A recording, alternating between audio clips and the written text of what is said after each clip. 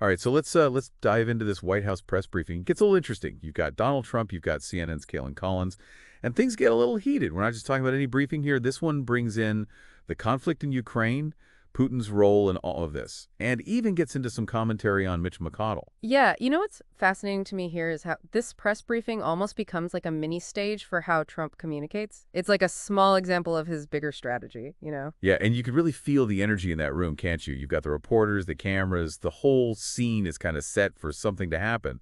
And Collins, she's got a reputation, right? Oh, absolutely. She's known for asking those tough questions, not shying away at all. And that's especially true when it comes to Trump.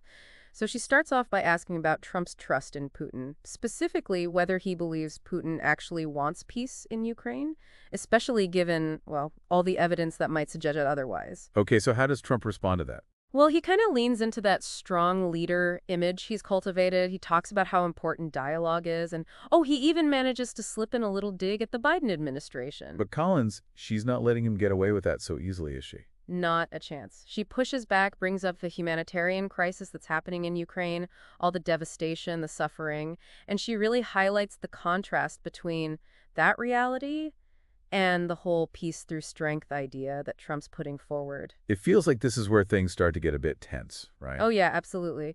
You can almost see Trump getting defensive. He starts shifting the blame to the Biden administration, saying they're the ones responsible for things escalating in Ukraine. He even goes as far as to say that he could have prevented it all. Classic deflection tactic, wouldn't you say? Oh, it's definitely a classic move. But it's also more than just deflecting, isn't it? It's like he's reframing the whole situation. You mean trying to change the way people see it? Yeah, exactly. He's painting himself as the peacemaker, the one who really gets it, understands the whole geopolitical landscape. And Collins, I imagine she's not buying it. Well, she takes things a step further, brings up all the times Trump has praised Putin in the past, and asks how those statements might look to the rest of the world, given what's happening in Ukraine. I bet that didn't go over well. You guessed it. That's when things really escalate. Trump accuses Collins of wanting war, not peace. Says she and CNN are just chasing headlines, that they don't really understand the nuances of the situation.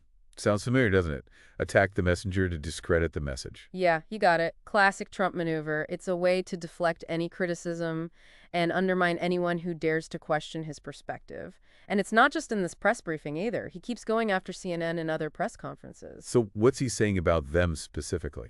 He's going after their credibility, saying they've become irrelevant, even questioning why reporters like Collins are allowed to ask questions at all. Specifically, he accuses them of spreading false information and having a bias, especially when it comes to Russia and international affairs. Wow, he's really trying to write them off completely, isn't he? It definitely seems that way. It's a real power play, By attacking CNN like this, he's trying to make himself the only source of truth, the ultimate authority. It's about silencing anyone who disagrees with him and controlling how the story gets told. It's interesting how this pattern, this attack and dominate strategy, it doesn't just stay with the media, does it?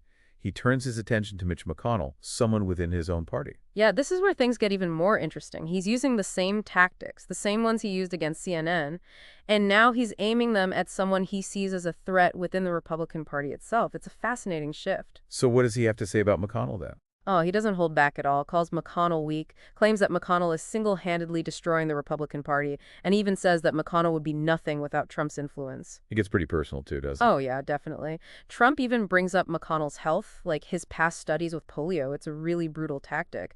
And it shows that no one, not even someone he's worked with for a long time, is safe from Trump's attacks if they step out of line. But it's not just these personal attacks, is it? There's a bigger strategy at play here, right? Absolutely. Trump's claiming that McConnell doesn't have real leadership skills, that he can't get anything done, and that he's failed to use his power effectively. Basically, he's trying to dismantle McConnell's whole political persona. So is this all part of some bigger plan to make sure he's still the one in charge of the Republican Party? It certainly looks that way. By discrediting McConnell like this, Trump's trying to position himself as the real leader, the true voice of the party. It's a clear message to anyone who might think about challenging him. Identify your target, attack their credibility, and then assert your dominance. It's an unsettling playbook, for sure, but there's no denying that it's effective. So we've seen how this all unfolds, this clash in the press briefing, how Trump handles himself with Collins and with CNN. And it really gives us a glimpse into this complex relationship between political figures and the media. But the story doesn't end there, does it? There's a whole aftermath to explore, which is just as interesting. But we'll dive into that later. So, it's not just about what happens in that press briefing itself, it's what happens after that's really telling too. So Collins, she goes on CNN to defend herself and the network. And, well, things get kind of messy. Messy how? Like, what happens? Well, she's trying to frame what Trump did as him trying to silence the press, to basically shut down anyone who questions him. But his supporters, they jump on this. They start accusing her of playing the victim, saying she's just trying to score political points. So instead of actually silencing her, his actions kind of backfired and just gave his supporters more ammunition. Yeah, it's kind of like a whole other story playing out on top of the first one. Trump's supporters, they see this as proof that the liberal media is out to get him. And when Collins tries to defend herself, it just makes them believe it even more. So it's like a win-win for Trump. He shuts down someone who's criticizing him, and he gets his base riled up at the same time, all by using a tactic that seems, well, kind of counterproductive. It's definitely a masterclass in media manipulation, that's for sure. Even if it relies on, attacking people and being aggressive, it just goes to show how effective these tactics can be, even when they don't seem to make sense. What's really interesting to me, and maybe even a little worrying, is how this approach seems to completely sidestep all the usual ways we have of fact-checking and holding people in power accountable.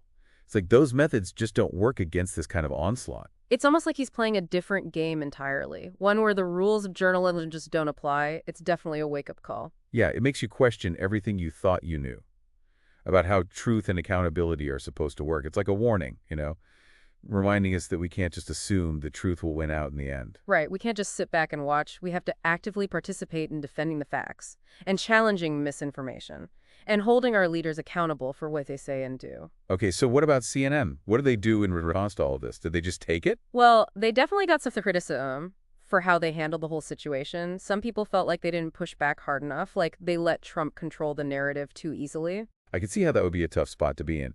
Do you engage with him on his terms and risk getting pulled into a fight where everyone's just throwing insults?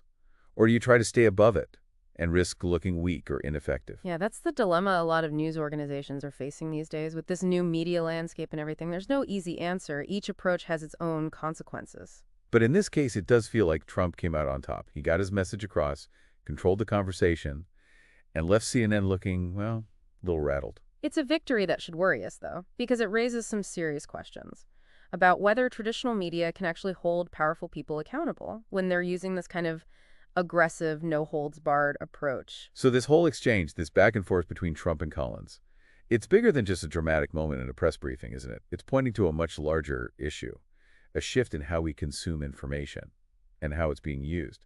Exactly. It highlights how divided our political discourse has become, the rise of misinformation, and the fact that people are losing trust in institutions. It's a symptom of a much bigger problem, a problem we're all dealing with right now. It's like this whole confrontation with CNN and Collins.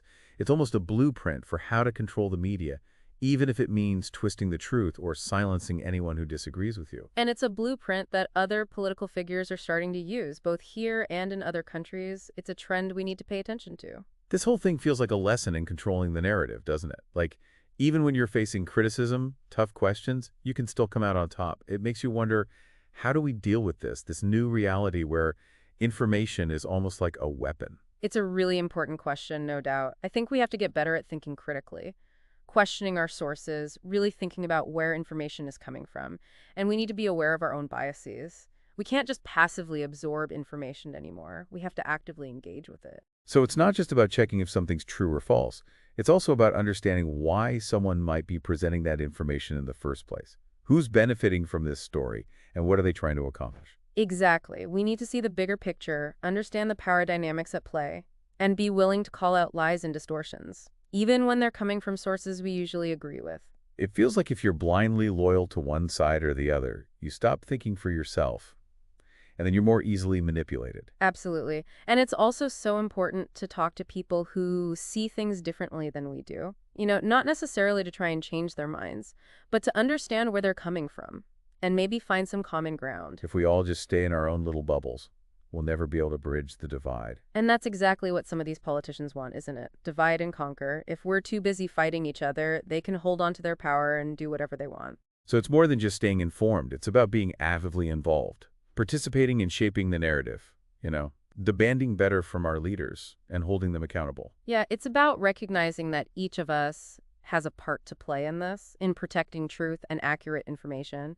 It's not someone else's problem. It's a responsibility we all share. At the end of the day, a healthy democracy needs citizens who are informed and engaged. We can't just sit back and do nothing. This whole clash between Trump, Collins, and CNN, it's a really stark reminder of what's at stake. It's a wake-up call. We need to be more careful, more discerning, and more committed to defending the truth, even when it's inconvenient or makes us uncomfortable. So we've taken a deep dive into this press briefing, the war of words that played out, and what it all means for the future of political discourse. Hopefully it's given you some things to think about. The bottom line is this: don't just passively consume information. Be critical, be curious, and stay involved. The future of our democracy might depend on it.